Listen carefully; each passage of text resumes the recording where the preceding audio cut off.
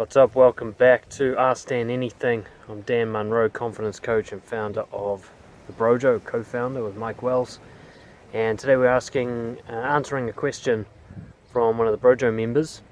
And this one's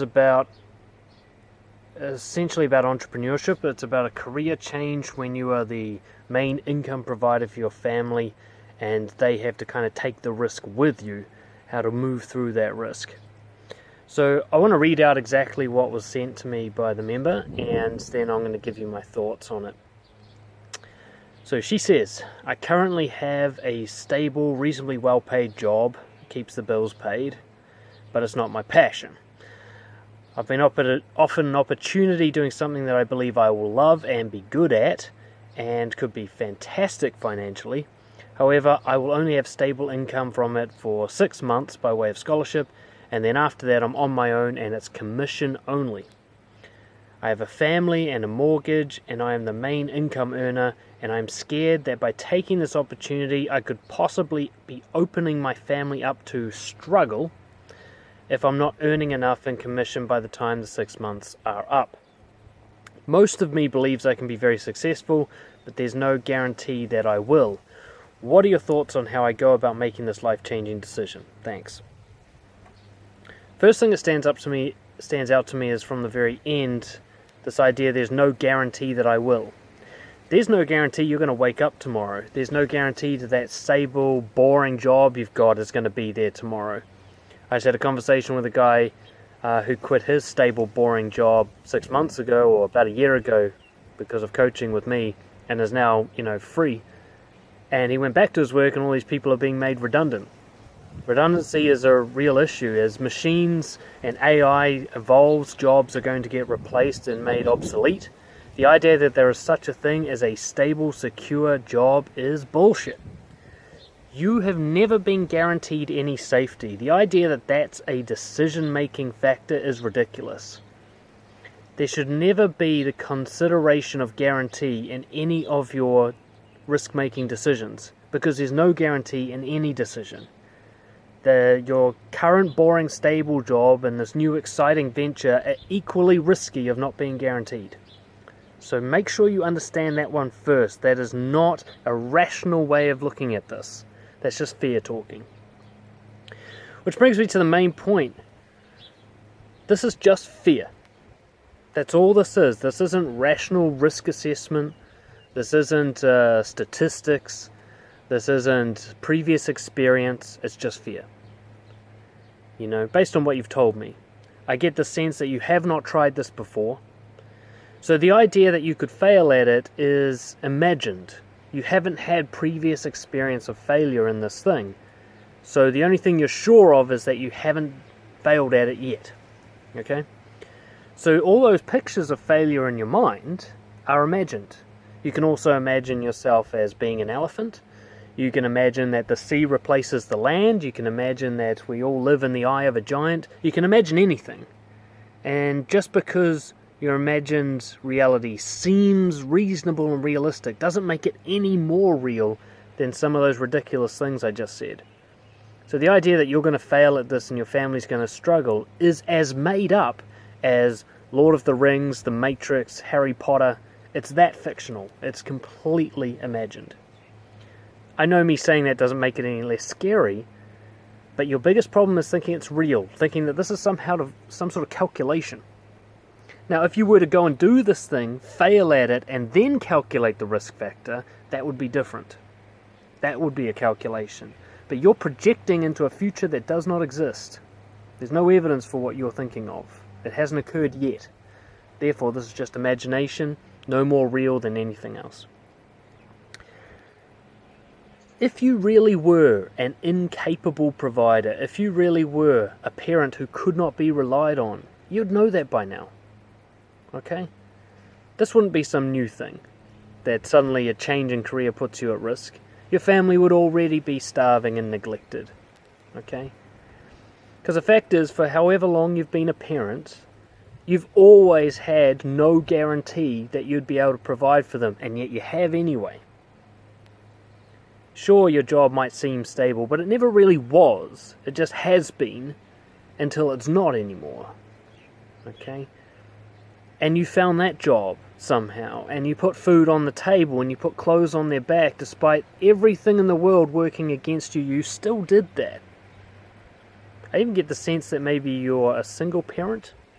You said you're the main income provider, if nothing else. So you're doing all of this. The only evidence we have of your capability to parent is that you're good at it. That's all we've got so far. So that's what your decision should be made of. So far, making a decision about whether or not to take this risk is 1, you've never failed at it, and 2, you are a capable provider as a parent. Those are your decision factors. Now, if you were an incapable provider as a parent, this would be a different conversation. I'd say, no, don't take that risk. You've shown that you can't handle it. But so far, you've been able to handle everything. And the thing is, you're about to go learn something new and interesting and exciting, which means you could only come out as a more capable person. That's the only possible outcome here. You're not going to come out of this less capable, are you? You're going to have what you already know, plus some. Plus whatever this course, whatever teaches you. So the only possible outcome for your family is that you end up better than you are now. So how's that a risk to them? You've got to know the difference between struggle and just tightening the belt. Will your kids really end up homeless? Is there really no system to protect them against that if you fail at this thing? Will you really have no capability to pivot away from the failure and get something else going? You wouldn't be able to get another job, get a loan, get some support from others, get support from the government. There's really no other option. It's fail or you all die. Or is there a range of options? It could be fail and then I'll have to do this, or fail and then I'll have to do that. Right? Or more importantly, it's not really fail, but working at success. So your family might not get to eat the fancy food for a while. You might need to go to the budget brands when you go shopping. Maybe they don't get new clothes that they didn't need in the first place for a while. Maybe they need to embrace the concept of minimalism and frugality for a while. So what? How's that bad for them? You can look into the research. Minimalism does good things for people's psychology. Okay? Your kids would probably be done a favor if they didn't get an extra Xbox game this year. And they had to learn how to play outside rather than just watch Netflix. You can cut back in order to make this more successful without your family actually entering the world of struggling. Right? Where there isn't food today. Where there isn't shelter today.